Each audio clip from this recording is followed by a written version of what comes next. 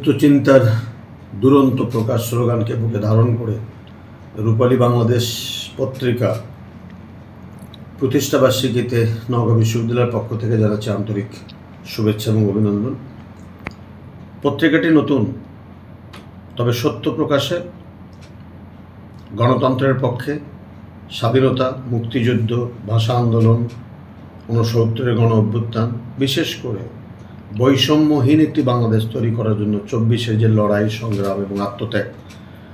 সেটি বলিয়ান হয়ে আগামী দিনগুলোতে রূপালী বাংলাদেশ জনগণের পক্ষে কথা বলবে, গণতন্ত্রের পক্ষে কথা বলবে,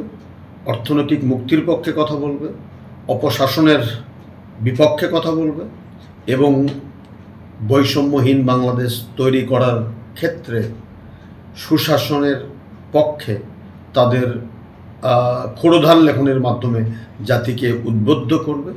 সেই প্রত্যাশা আজকের দিনে রূপালী বাংলাদেশের কাছে। দৈনিক রূপালী বাংলাদেশ, মুক্ত চিন্তার দুরন্ত প্রকাশ।